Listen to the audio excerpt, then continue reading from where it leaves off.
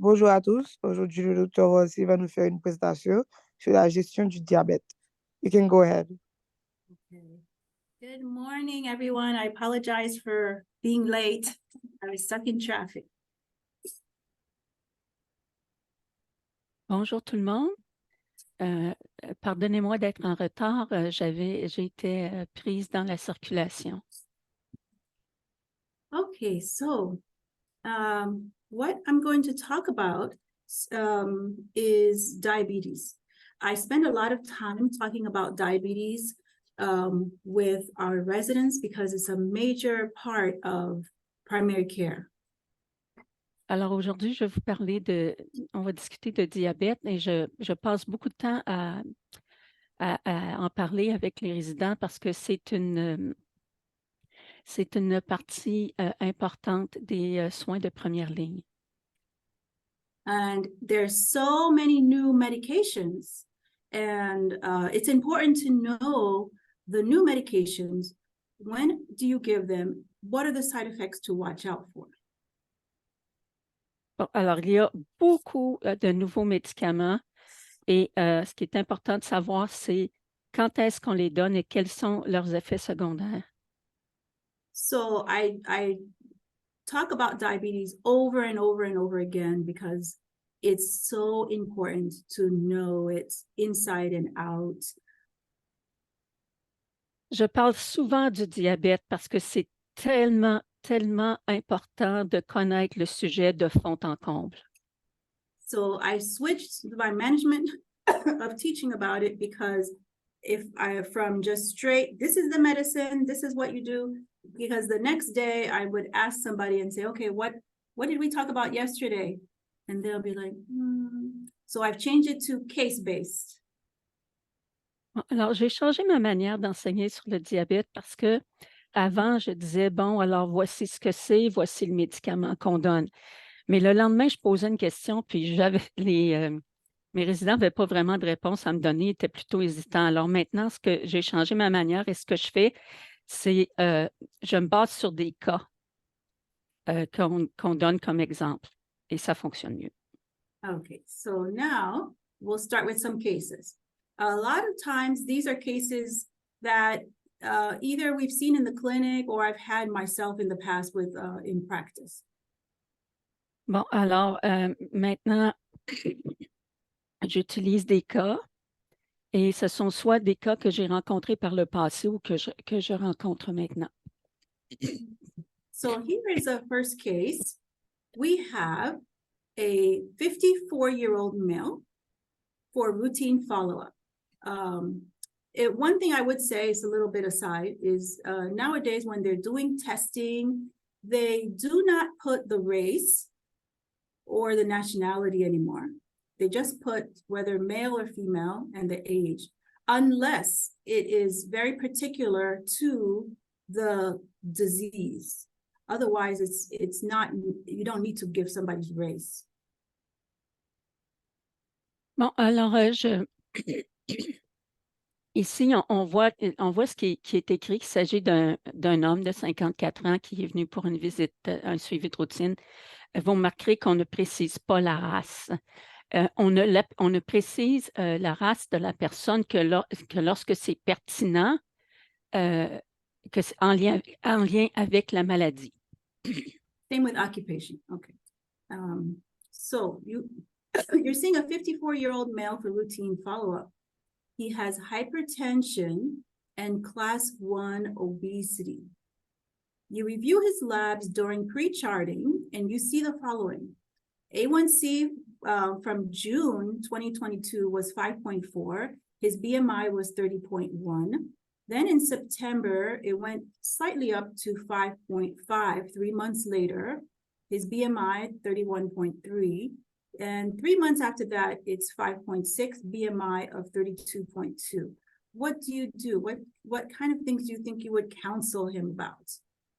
Bon, alors ici, pour le premier cas, comme on a dit précédemment, vous voyez un homme de 54 ans pour un suivi de routine. Il fait de l'hypertension et aussi de l'obésité de classe 1. Vous regardez ces résultats d'analyse de laboratoire et puis ce que vous voyez, c'est ceci, c'est que son taux glycémique en juin était de 5,4 et son IMC de 30,1. En septembre, son taux glycémique était de 5,5 et son IMC de 31,3 et 3 mois plus tard, les taux glycémiques étaient montés à 5,6 et l'indice de masse corporelle à 32,2. Qu'est-ce que vous faites? So you can type in the chat, and then if while anybody's typing, I can tell you class 1 obesity. So overweight is anyone over BMI of 25 and 25 to 29.9. Then once you hit 30.0, then you are considered obese. So 30.0 to 34.9 is class 1. Then 35.0 to 39 is class 2. And then you have, 40 or greater, those, morbidly obese. And so, of course, obesity is an epidemic, and it's getting worse. So revoir sa diet et son adherence, very good. So review the medicines and adherence with medications, yep. And a lot of thing is counseling. A lot of residents, they're in a rush, they want to just get out of clinic. But, the patient is here for care. Bon, alors, ce qu'on fait en ce qui concerne l'obésité, c'est le counseling. Il faut prendre le temps. Souvent, les résidents veulent se dépêcher à sortir de la clinique, sauf qu'il ne faut pas oublier que le patient est ici pour se faire soigner. Yes, and so it's up to us, spend some time and talk about, okay, your weight today is this. We need to have you work on your diet, exercise, walk more, try and walk, or any small exercise, walking, if you can ride a bike or, take the stairs instead of the elevator, and go over their diet. And this is where cultural competency is important. Bon. Alors, dans ces cas-là, il faut prendre le temps. On regarde, par exemple, le poids de la personne et on lui dit, écoutez, voici aujourd'hui votre poids et tel tant de livres ou de kilos. Et il faudrait que ça baisse à le poids que vous leur direz pour votre bien, pour votre santé. Et voici comment vous pouvez faire ça. Soyez vigilants avec votre alimentation et aussi faites un peu plus d'exercice. Marchez un peu ou faites du vélo ou prenez l'escalier au lieu de l'ascenseur. Et puis c'est ça qu'il faut faire. Il faut prendre le temps puis lui expliquer les méthodes qu'il peut utiliser pour améliorer son poids et son taux glycémique. And so talking about what they eat. So if you have, I had a lot of patients that were from Haiti. So rice and beans and everything. So I know the food. So I'll say, okay, not too much rice. Try and have more, fruits, vegetables, salad, just reduce the amount of rice. So depending on what's, people from Central America or Mexico, they have to have a lot of tortillas. Okay, not too much tortilla, cut down so that you can have a balanced diet. And some cultures, I know they want to be, have more meat on them because they said, oh, I'm too skinny. But you have to explain to them that obesity brings the risk of diabetes. And with the trend of the A1C, you're at risk of going into diabetes. We don't want you to get diabetes. So rice, too much rice is not good. Too much pasta, too much white potatoes. So cutting down on that and eating more fruits and vegetables. Bon, alors aussi, il faut connaître la culture. Par exemple, je viens d'Haïti, je connais la nourriture qu'on mange là-bas. Et souvent, c'est du riz et des légumineuses. Et à ce moment-là, il faut dire, pour un patient qui a cette alimentation-là, lui dire, écoute, pas trop de riz, mange plus de fruits et de légumes. Alors que dans d'autres cultures, par exemple, les gens d'Amérique centrale ou d'Amérique du Sud, pour eux, c'est des tortillas. Alors, on lui dit, écoute, coupe un peu dans les tortillas, mange plus de fruits et de légumes. La même chose pour une alimentation qui est basée sur les pâtes ou les pommes de terre blanches. Euh, ce qu'il faut penser aussi, c'est que dans certaines cultures, euh, c'est bien d'être plus, plus gras. Et les gens vont dire, oh non, je suis trop maigre, je suis trop maigre. Ils ne sont pas maigres, ils n'ont juste pas la grosseur qui est appréciée dans leur culture. Alors, il faut leur dire, non, écoute, voici ton indice de masse corporelle est à tel niveau, et ça, c'est dangereux pour que tu deviennes diabétique. Et ce n'est pas une bonne chose de devenir diabétique. C'est comme ça qu'on leur explique. Il faut prendre le temps de leur expliquer pourquoi il faut changer son alimentation, pourquoi il ne faut pas devenir aussi gros que la culture le demande et des choses comme ça. Les gens ne le savent pas d'instinct. And patients will listen if you, as the doctor, are explaining these things to them. So they will definitely listen. And so if somebody so you have to let them know 5.6, you're going closer, then next time you're going to be at risk for 5.8, 5.9, 6.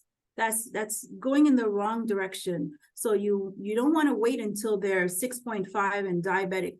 You rather counsel them now so they don't get to that point.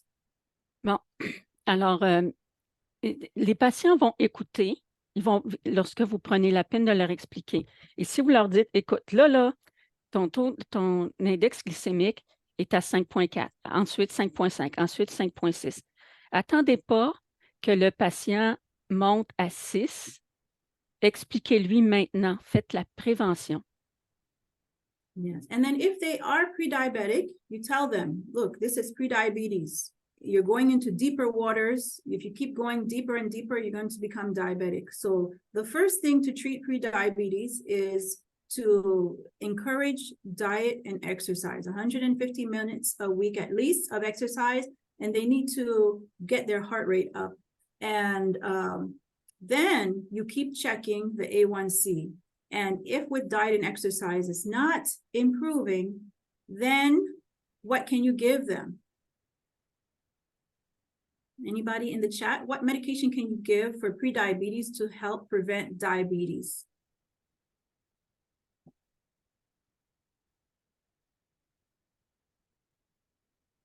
May I say what you just said? Sure. Mm-hmm. OK. Alors, si vous remarquez que vos patients sont prédiabétiques, alors il faut leur dire, écoute, là, tu te rapproches de plus en plus du diabète.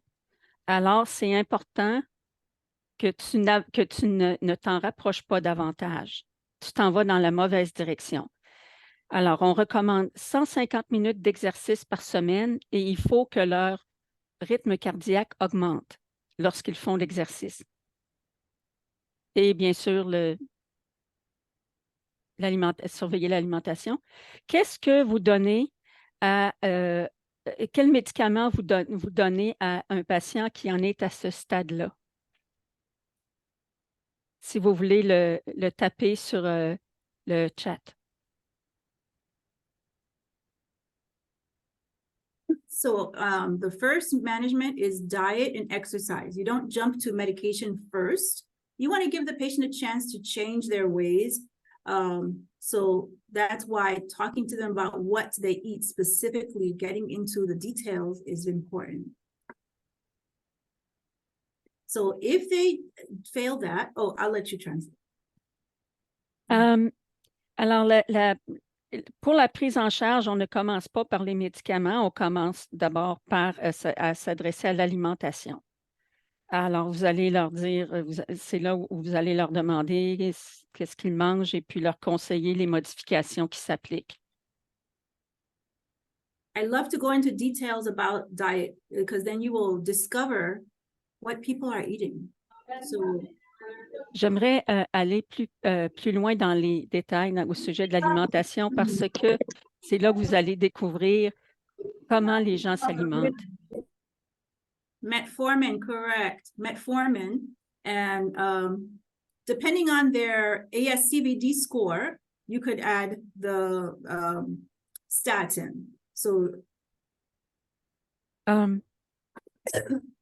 aussi, alors, on donne, le médicament qu'on donne à ce moment-là, c'est la metformine. Et aussi, on peut ajouter les statines si ça s'applique. okay, so metformin is correct. What I find, residents write the wrong dose of metformin. So what's the dose of metformin you want to start on? Alors, mais je remarque que les résidents vont souvent prescrire une mauvaise dose de metformine. C'est quoi la dose correcte de metformine par laquelle on commence? So again, knowing the side effects and what to follow up on the medications are important in diabetes management. Alors, encore une fois, c'est très important de connaître les médicaments et leurs effets secondaires pour la prise en charge du diabète. So metformin is the building block for type 2 diabetes. So if someone has normal kidney function, you can start them. This is after they've tried diet and exercise. We don't do metformin first for prediabetes. Then you could start them on 500 milligrams twice daily. If it's extended release metformin, it has to say XR, then you can do it 500 milligrams once a day because it's extended release. Alors, encore une fois, on ne commence pas par la metformine, mais si votre patient a suivi les recommandations, ou en tout cas, ou qu'il ne l'a pas fait, mais en fait que vos conseils pour la nutrition et l'exercice n'ont pas donné de résultats, à ce moment-là, il faut donner 500 mg de metformine 2 fois par jour, mais si la metformine est à libération longue, à ce moment-là, on doit donner 1 fois par jour 500 mg. So what I often see is metformin, the regular metformin, once a day. That's incorrect. Bon, alors, ce que je vois souvent, c'est 500 mg de metformine 1 fois par jour et c'est incorrect. So you continue the metformin, and then this is even for diabetics. And then if it's not any better, you can increase. There's an 850 milligram dose, and then there's a 1,000 milligram dose. We usually go up to 2,000 a day. There, you can say you could go up to 2,500, but most people just go up to 2,000. Bon, alors, et on peut continuer, on peut augmenter la dose de metformine à 800 mg, même jusqu'à 1000 mg et 2000 mg. On pourrait même aller jusqu'à 2500, mais la plupart des gens vont prendre 2000. So the things about metformin, who can tell me some side effects of metformin the patient might complain of?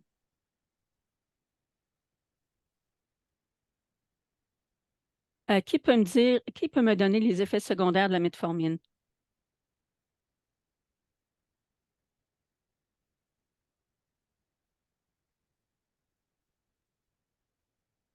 So metformin, I'll wait for that. Once the person is on metformin, you also need to monitor. Let's say somebody is now up to 1,000 milligrams of metformin. You should monitor, besides the side effects that they may talk about, you should monitor their kidney function. And now, let's see what the chat says. Bon, alors, à 1000 mg de metformine, il faut surveiller la fonction rénale. Very good.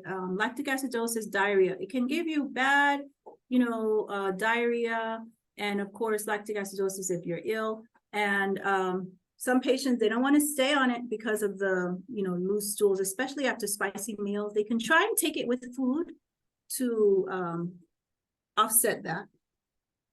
The extended release might have less side effect of the diarrhea. Alors, en ce qui concerne les effets secondaires de metformine, c'est l'acidose lactique et aussi de la diarrhée. Alors, il y a des gens qui ne veulent pas continuer à prendre la metformine à cause de la diarrhée. Ça va se produire, la diarrhée va se produire particulièrement après un repas épicé, mais on peut recommander aux gens de prendre la metformine avec des aliments et aussi, on remarque que en ce qui concerne la metformine à libération lente, cet effet-là est moins présent. Okay, and then of course, if the person is going for CAT scan or any kind of procedure, it's better to hold the metformin for about 48 hours before and after the procedure to reduce the risk of lactic acidosis. Same thing with, let's say, cardiac cath procedure. Bon. Alors, si votre patient doit aller passer un CAT scan, c'est important d'arrêter la médication pour 48 heures avant et après. And speaking of that, usually when a patient is admitted to the hospital inpatient, we don't continue metformin inpatient. Alors, si un patient est admis à l'hôpital, pendant l'hospitalisation, on ne continue pas de prendre la metformine. Okay. And then very important, renal function.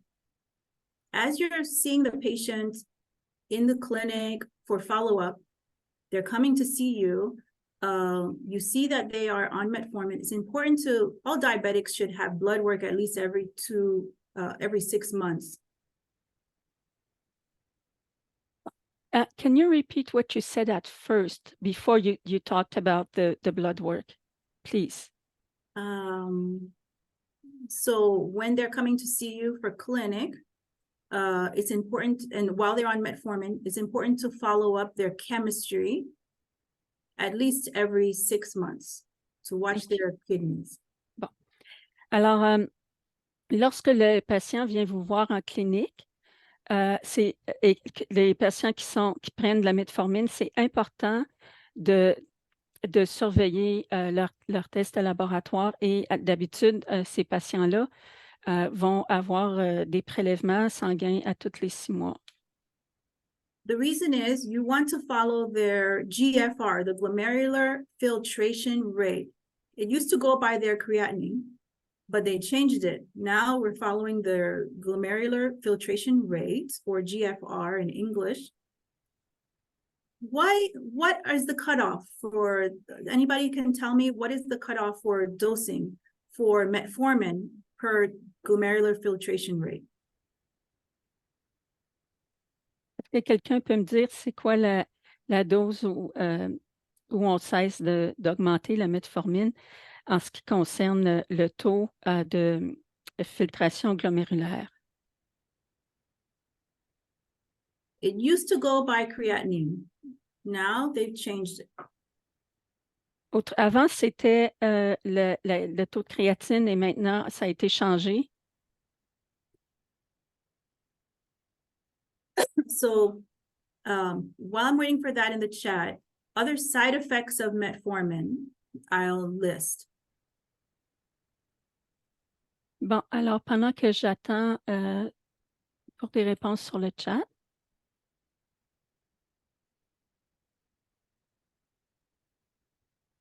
Side effects of metformin to watch out for is you can get B12 deficiency from long-term use of metformin.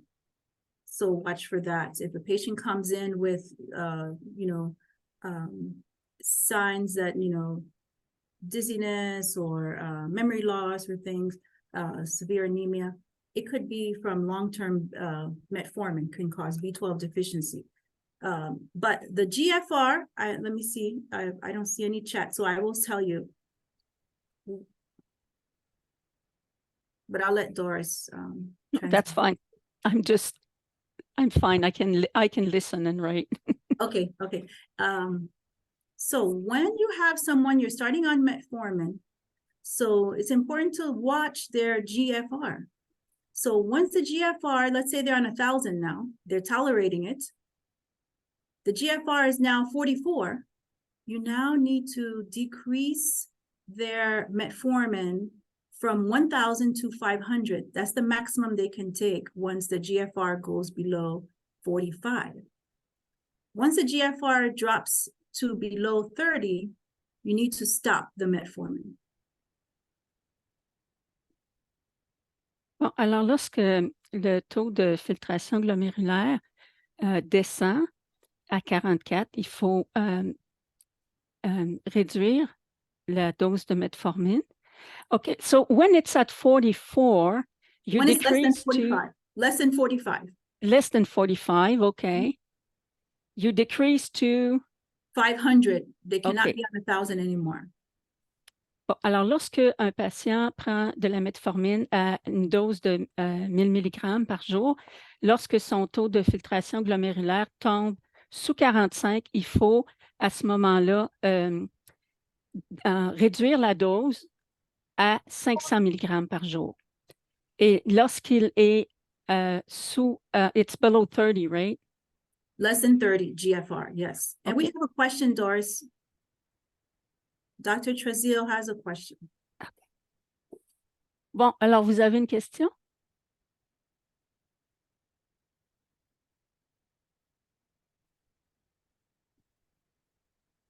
Rosaline Trezil? It was just accidental. Okay. She said it was accidental. Yeah. Okay. So when it drops below 30, they Mhm. decrease to, they stop it. You stop it. OK. You stop Alors, it. lorsque le taux de filtration glomérulaire tombe sous 30, alors à ce moment-là, il faut cesser la metformine. Okay. So what I want is, there is not all residents, but some residents will come and say, okay, Dr. Volcy, this patient is here for med refill. So I'm just going to refill her metformin. And I said, no, it's not just, that means you're not thinking, you're just refilling the medication. There's more to it than that. You need to counsel the patient. How are you doing? How is your diet? What are you eating? And let me see your blood work. Let me decide if you need a refill of that dose. And okay, your kidney function is okay. Okay, now you can stay on the same dose. If kidney function is not, good, I need to decrease it or stop it. So it's not just mechanically refill the medicine because the patient's here. Bon, parfois, il y a des résidents qui me disent, bon, docteur Volcy, voici, le patient est venu ici pour renouveler ses médicaments, alors je vais juste les renouveler. Puis là, je leur dis, non, c'est pas correct. Il faut vérifier ces résultats de laboratoire pour voir si on doit, par exemple, réduire la dose. Et aussi, il faut lui parler, demander comment ça se passe avec son alimentation, vérifier son poids. Il faut parler avec le patient, il faut prendre le temps. Puis ensuite, on peut voir si, par exemple, le taux de filtration glomérulaire a baissé. Il faut voir si on doit aussi réduire la dose de médicaments ou si on doit l'arrêter. On ne fait pas que renouveler la prescription. Okay, yes. And then two, I think, it's hard because when you're a resident, you're busy, you just want to get out and go to the next, thing. But you have to think in terms of this patient's here for complete care, slow down and talk to the patient.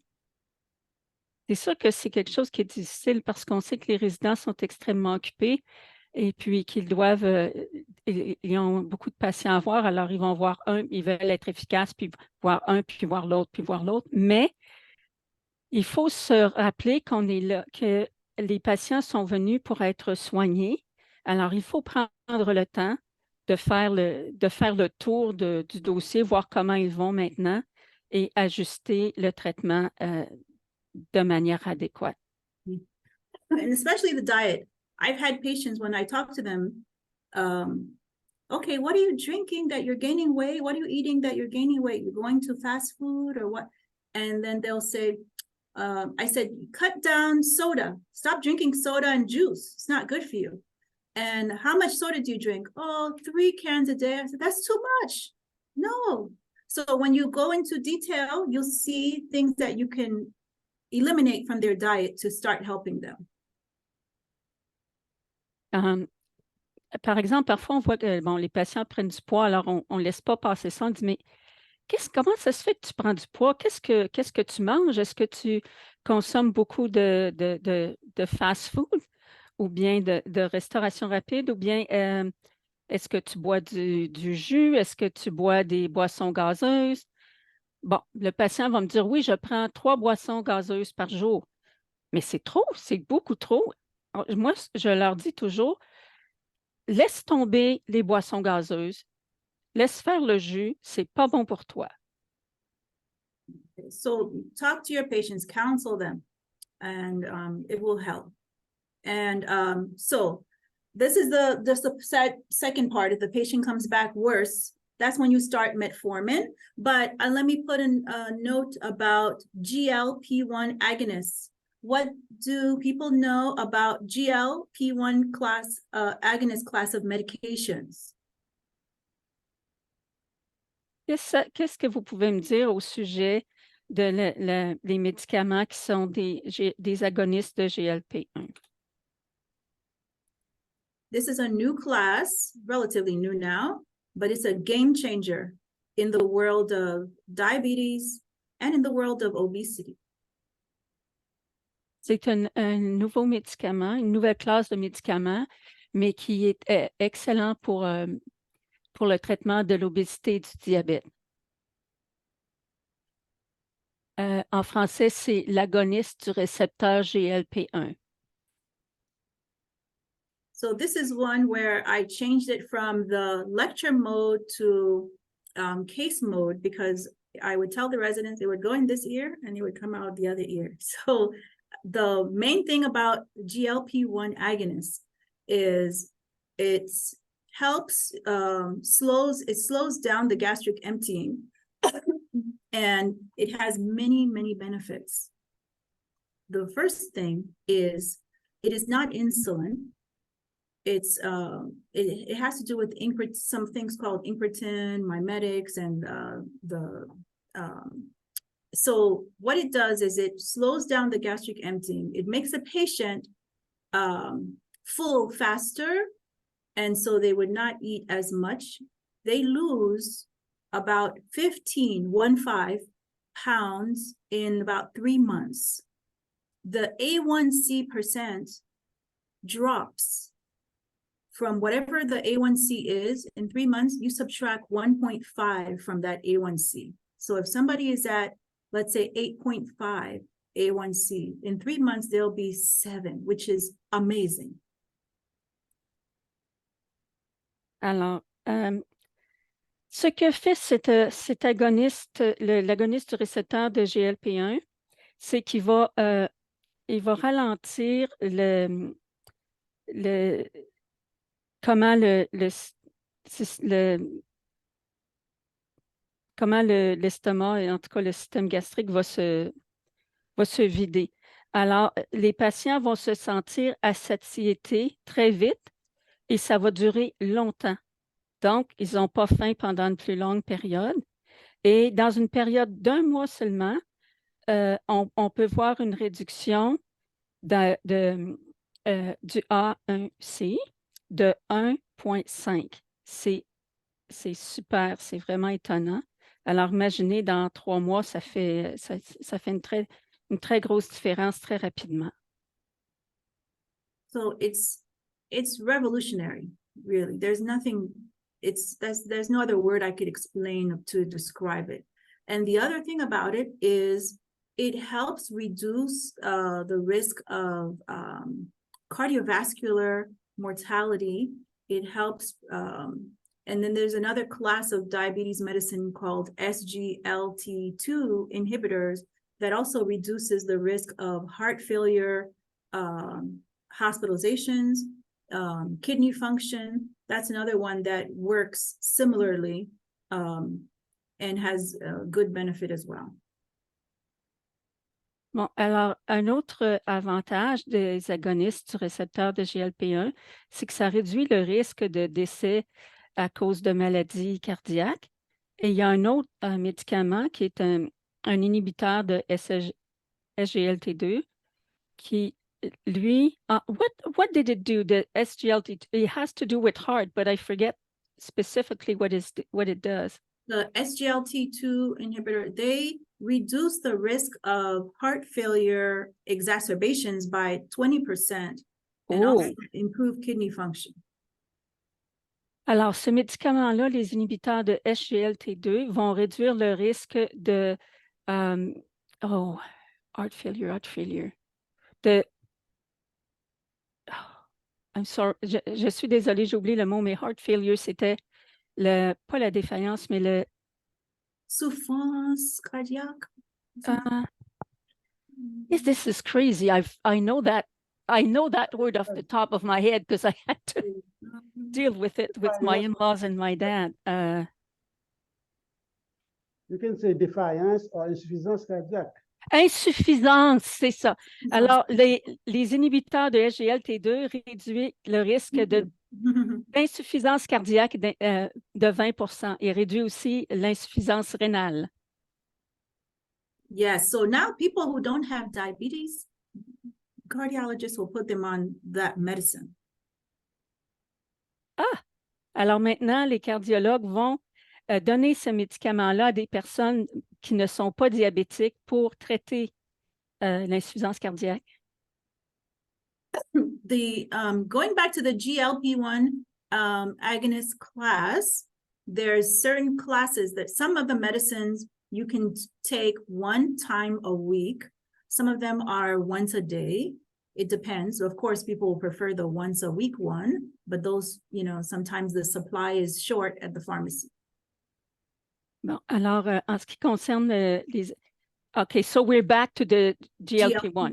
OK, yeah. Alors, en ce qui concerne les agonistes du récepteur de GLP-1, on peut le prendre une fois par semaine.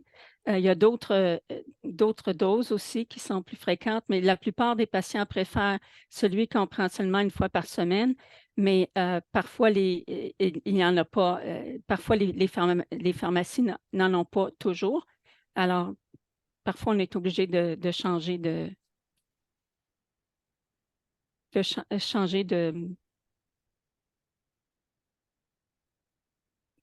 l'utilisation d'une fois par semaine si ce n'est pas disponible. And then as you were asking earlier, Doris, about insurance and patients who have housing insecurity, what do we do with those patients? We have things are getting more and more and more and more expensive here. Terribly expensive. So that's why you have people who are living on the street now. They have college education and they're living on the street because it's too expensive. So those people, we do have some things that we can do for them here in this hospital, because this is a hospital that is a state hospital where I am. So if you live in the counties that the hospital taxpayers are supporting, you can get some medication at either a reduced price or for free. The people that are squeezed are the people in the middle, the people who have a job and are working. Those people have to be squeezed like this to get the money out. And unfortunately, that's what it's. Bon.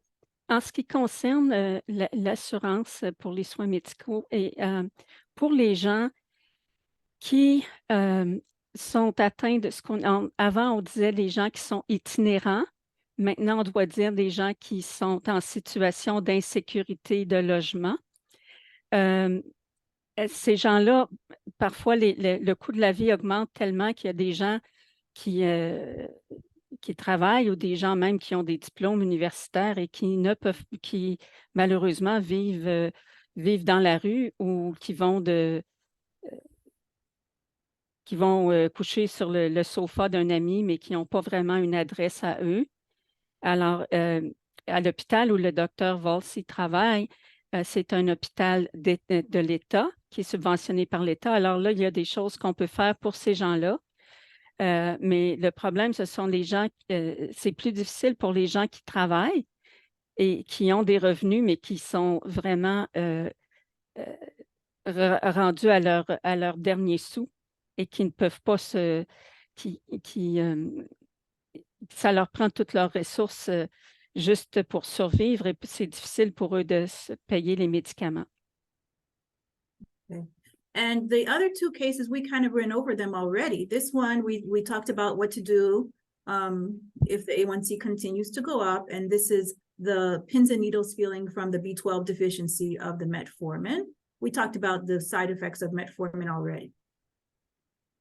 Bon, alors on avait déjà parlé, on avait posé la question, qu'est-ce qu'on fait si le taux glycémique continue d'augmenter?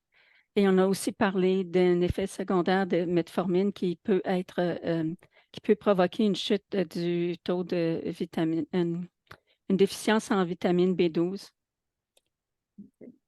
So this is another case. So you're seeing a 42-year-old woman with diabetes for follow-up. She reports heavy periods, but otherwise feels fine. She admits to dietary non-adherence. Her clinic AccuCheck was 350 fasting. She's given fluid to drink, then regular insulin. A1C comes back 7. What's going on here? Bon, alors pour le troisième cas, vous voyez une femme âgée de 42 ans qui est atteinte de diabète de type 2. Elle vient pour une visite, pour un suivi. Elle dit que elle se sent bien, mais qu'elle a des menstruations abondantes. Et elle dit qu'elle ne suit pas vraiment ses recommandations diététiques. Et son AccuCheck à la clinique était en jeûne de 350. Alors, on lui donne des fluides à boire et aussi on lui donne de l'insuline régulière. Et après ça, son taux de glycémie est à 7 %. Qu'est-ce qu'on fait après ça? Any ideas? Avez-vous des idées? So whenever they're giving you a test question, every piece of information is put in there for a clue. Bon, alors à chaque fois qu'on vous donne un test, toutes les informations qui sont qui sont écrites sont un indice pour la réponse. So in this case, she has menorrhagia, making her have probably what? What kind of CBC would she have? What kind of hemoglobin would she have? It would probably be low, right? So then she would have iron deficiency.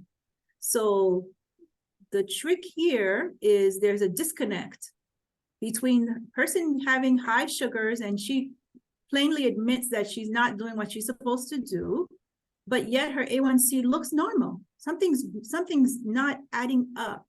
And the reason is the A1C is falsely decreased because she has less red blood cells. The A1C, hemoglobin A1C is on the red blood cells. So she has few of them. And so she has to make more. So that's where the disconnect is. So this is a falsely decreased A1C due to anemia, iron deficiency anemia. Bon, ici, on voit qu'il y a quelque chose qui est pas, qui fonctionne pas dans son histoire. Et la raison, c'est que parce que la personne a une ménorrhagie, des menstruations abondantes, son taux de fer est faible. Elle fait de l'anémie. Alors, parce qu'elle a moins de cellules, de globules rouges, ça va faire diminuer son A1C Mais une fausse baisse parce qu'elle est à cause de l'anémie. So always consider that. And okay, so now you have another case. 49-year-old woman comes for a follow-up. She has uncontrolled diabetes. Her BMI is 40. She has a history of pancreatitis in the remote past, but otherwise she's doing well. She's interested in going on Ozempic, which is with a GLP-1 agonist, which is semaglutide, to lose weight.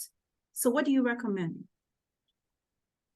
Bon, alors en ce qui concerne le quatrième cas, il s'agit d'une femme de 49 ans qui vient encore une fois pour une visite de contrôle.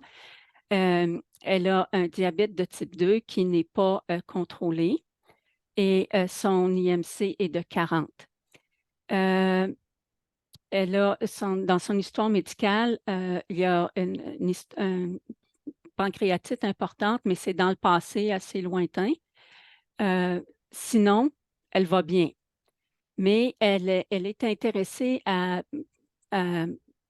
prendre du Ozempic, le sémaglutide, pour perdre du poids. Qu'est-ce que vous lui recommandez? Le sémaglutide, c'est l'agoniste de... Is it the GLP-1 or the SLG? That's a GLP-1. OK. Alors, l'Ozempic, c'est le GLP-1. So any ideas? So this is where I always tell the residents, I ask them the next day, what is this contraindications? So this is when a patient would ask you, you always want to check for 3 main things. Even if they don't have a diagnosis of diabetic gastroparesis, where, you know, they have this, you know, it's been worked up and it's there in the chart, but some people may not actually have been diagnosed, but they might have, you know, like a tendency to have it. So I always say, do you feel like nauseous a lot, or do you feel full easily?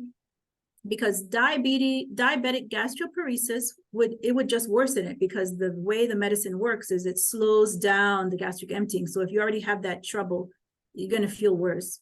Number 2, history of pancreatitis. They should not be on this.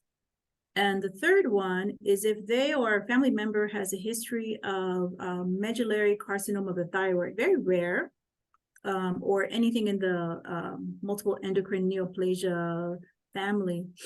So those are the 3 contraindications. Bon, alors, quelles sont les contre-indications de Ozempic? Alors,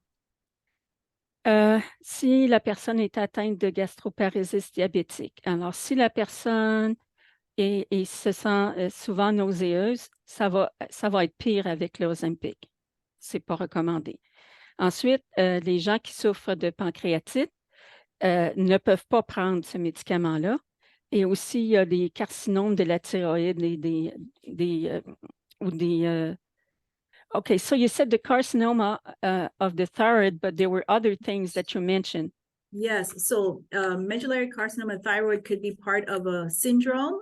So if they have, I think it's 2A, medullary endocrine neoplasia, if anybody in the family had any other things that look like they could be in a syndrome, I would just not even try it.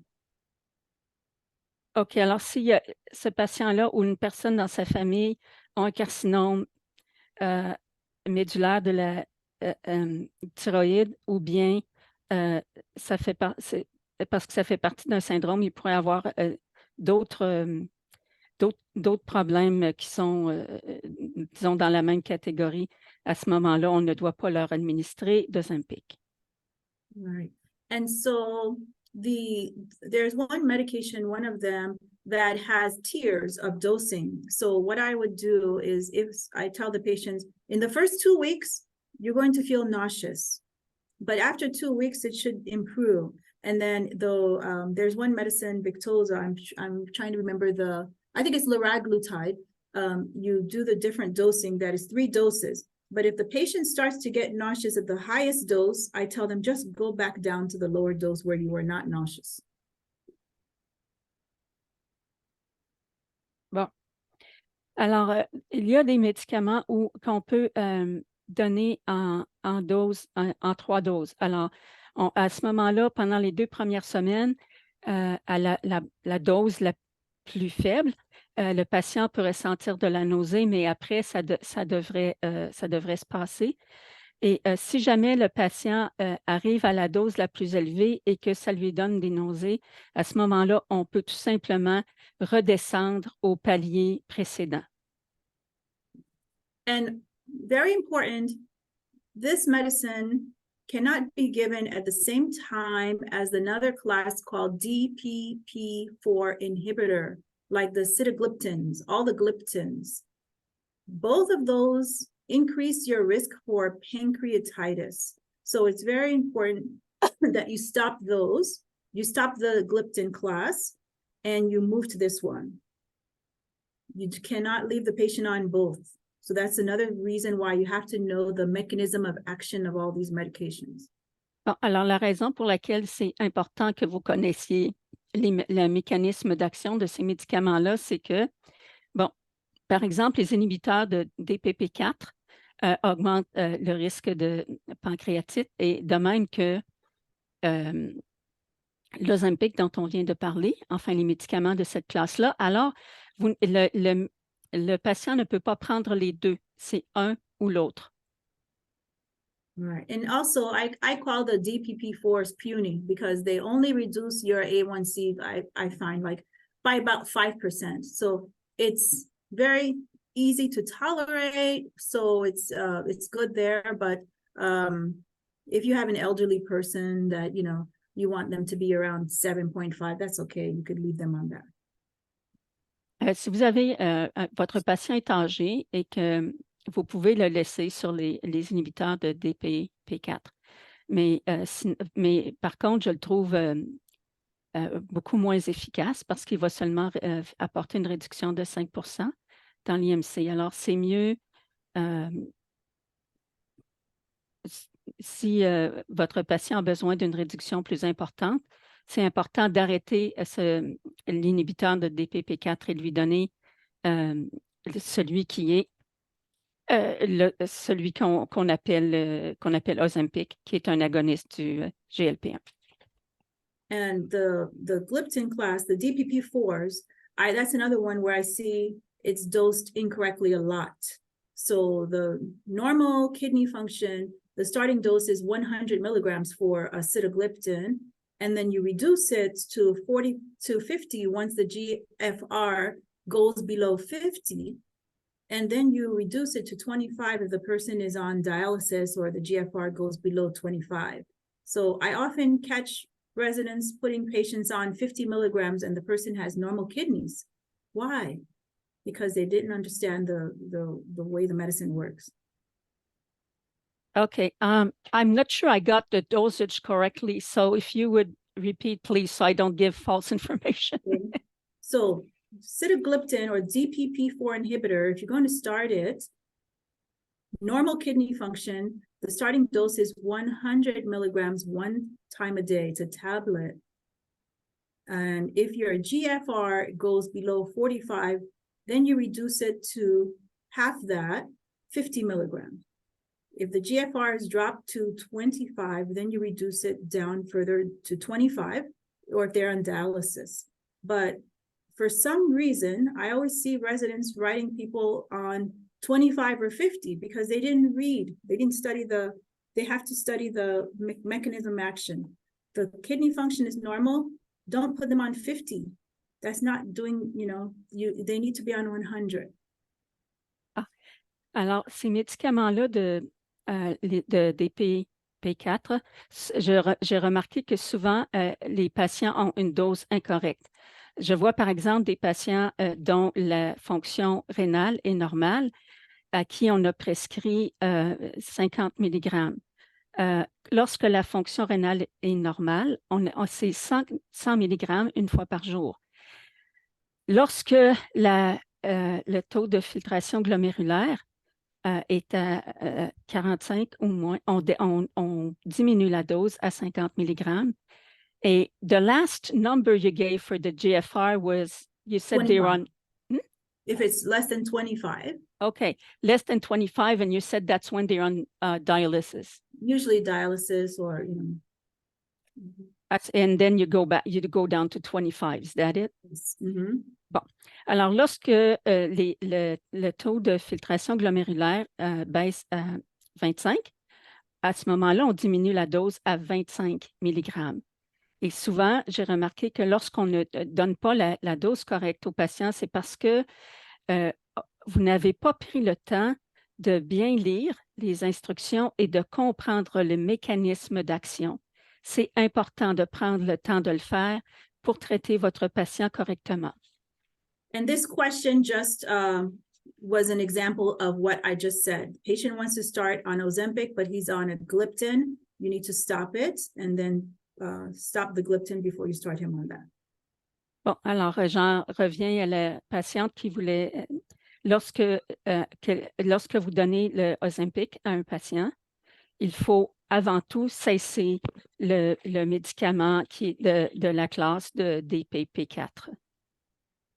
And I think we're running out of time because it's 9 o'clock. Aisha, do we have time or no?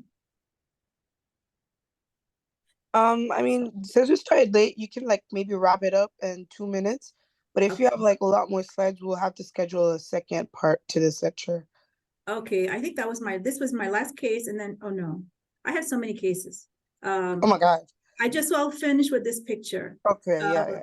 Does anybody have an idea? Sorry, I'm getting over COVID. Does anybody have an idea what this picture is? Diabetic ulcers. A good guess, Doris. Anybody else?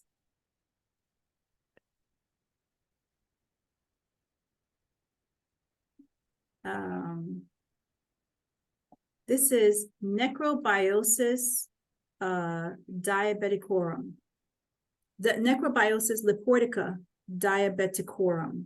This is just something that diabetics can get on their skin. Just a weird thing of the diabetes related thing. So necrobiosis lipoitica diabeticorum is just a fun fact.